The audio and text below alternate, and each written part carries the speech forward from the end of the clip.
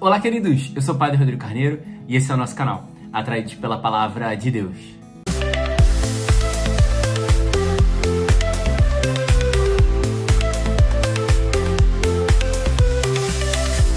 Então seja muito bem-vindo, você que faz parte aqui do nosso canal, você que é um atraído pela Palavra de Deus. Seja muito bem-vindo você que está chegando pela primeira vez, que está conhecendo o nosso canal, chegou aqui por acaso, pela indicação de alguém. Não importa como você chegou. O mais importante é que você está aqui, nesse lugar, no lugar da partilha da Palavra de Deus, no lugar do encontro com o Senhor, na sua palavra. A palavra que é de Deus e não é nossa. Bem, adelante! Seguimos. Então, no dia de hoje, a gente continua na leitura do livro do Gênesis, só que a gente dá um pequeno salto. A gente estava falando de Jacó, só que o texto de ontem falava que Jacó tinha 11 filhos. A gente dá um salto porque Jacó já teve o 12º filho, que é José, que foi o filho que ele teve na velhice. E aí, por ele ter tido esse filho na velhice, como uma comprovação, porque filho sempre é uma bênção de Deus. Então, porque Jacó teve esse filho na velhice, ele vai reconhecer a bênção de Deus, então vai gostar muito de José. Vai ter um carinho muito especial por José, vai tecer uma túnica de várias cores para ele, vai favorecer José em muitas coisas. Isso vai gerar o quê? Inveja dos outros irmãos. Então os outros irmãos vão tramar a morte de José. Rubens, que é o segundo ali mais novo, para não deixar matar José, vai sugerir que ele seja vendido para uma caravana de escravos que está passando. Então José é jogado numa cisterna, não matam ele, jogam ele numa cisterna e depois vão vender ele para essa caravana. José vai seguir nessa caravana e vai chegar até o Egito. E agora a gente vai começar o ciclo de José. Depois de Jacó, a gente começa o ciclo de José. José então chega no Egito e José era um homem que era muito... Como ele era também um filho de uma promessa de Deus, ele era muito íntimo de Deus. Então ele tinha a graça de interpretar sonhos.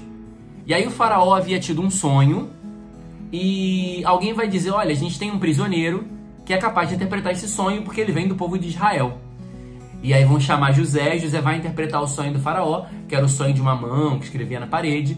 José vai interpretar o sonho do faraó, e o faraó tinha dito que quem interpretasse o sonho ia se tornar um grande no seu reino. Então José interpreta o sonho e se torna um grande na corte. José era um homem de muito prestígio, tanto que o texto de hoje vai dizer que tudo o que acontecia passava por José. Precisavam de alguma coisa, tinha que ir a José. José era referência no reino, porque ele tinha se tornado um homem de muito grande prestígio. E aí Deus fez padecer todo mundo de uma grande fome. Só o Egito tinha comida.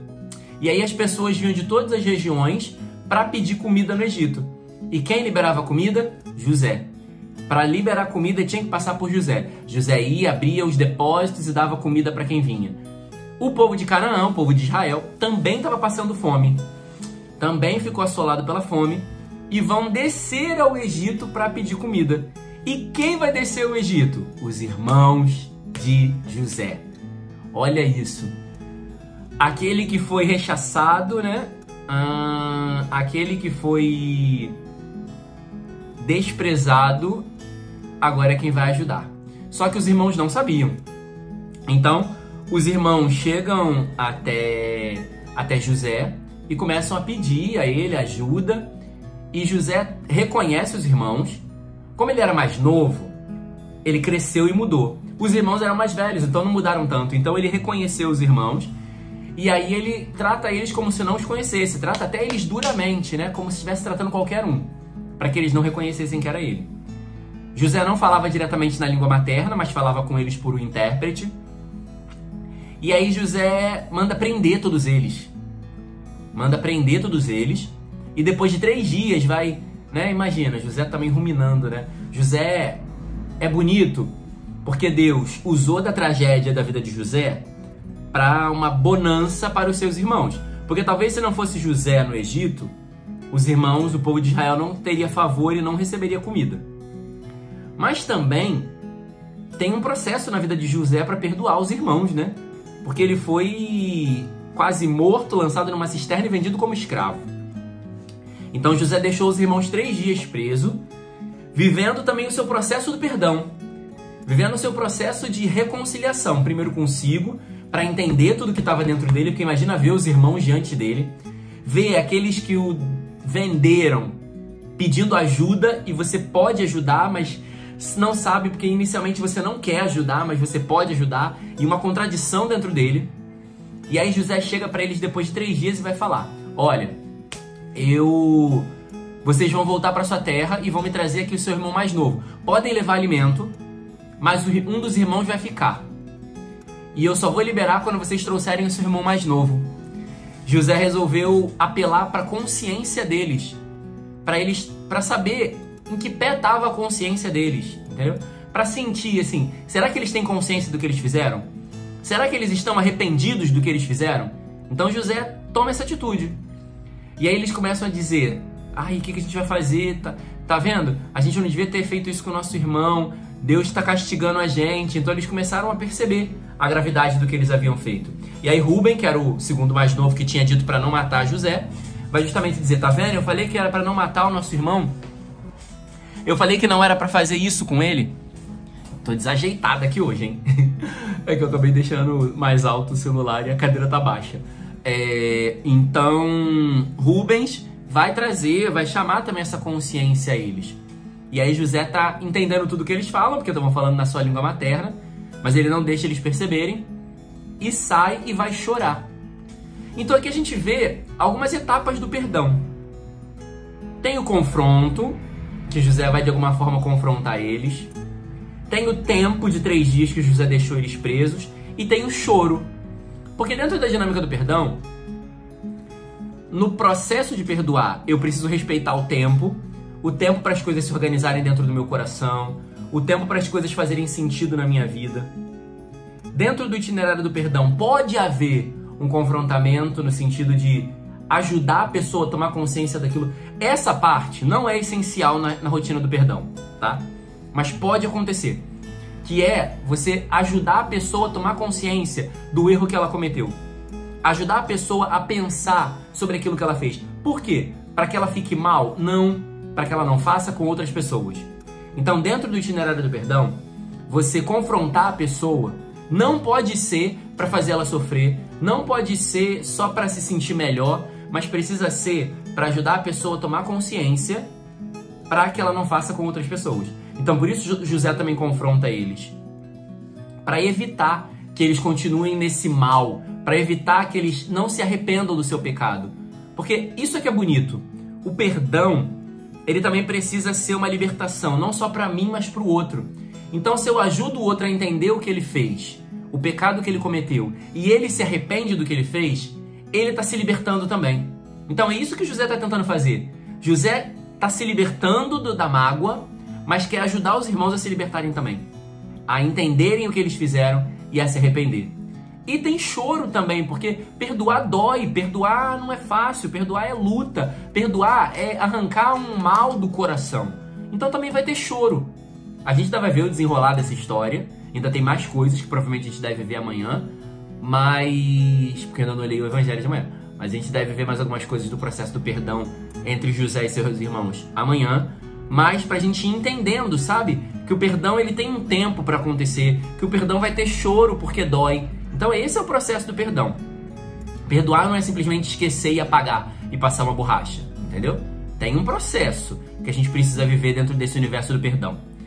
O Evangelho vai falar que Jesus vai enviar os seus discípulos e deu a eles poder. Deu a eles um poder que era dele. Deus não usa o poder que nós temos, até porque nós não temos poder nenhum. Mas Deus nos dá um poder que é uma graça do Espírito Santo. Então tudo aquilo que fazemos em nome de Deus, tudo aquilo que fazemos por Deus é graça do Espírito Santo. A nossa vida, o nosso agir, o nosso proceder é um proceder pela graça e para a graça e por obra do Espírito Santo. Então, na minha vida, eu preciso buscar ser cheio do Espírito Santo, por isso eu venho falando isso várias vezes.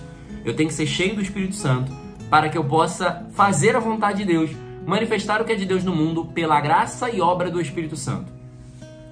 Jesus vai dar uma ordem, vai dar algumas orientações para os seus discípulos. Porque fazer a vontade de Deus também tem algumas ordens. Eu não faço só o que eu quero e o que eu penso, eu não faço a meu bel prazer. Então Jesus, em primeiro lugar, vai dizer, não vá ao território dos samaritanos e nem aos pagãos. Por quê? Porque não é tempo de bater de frente. Não é tempo de confronto. Porque os pagãos vão confrontar, os samaritanos vão confrontar, vão querer brigar, vão querer debater. Então, não é tempo de confrontar, mas é tempo de resgatar as ovelhas perdidas da casa de Israel. Então é tempo de ir ao encontro daqueles que se afastaram. Talvez você também precise fazer isso. Talvez na sua vida agora seja menos de embate, mas de reconciliação, como está tendo na primeira leitura, sabe? A primeira leitura fala da reconciliação de José com seus irmãos. Talvez esse seja um tempo na sua vida de reconciliação.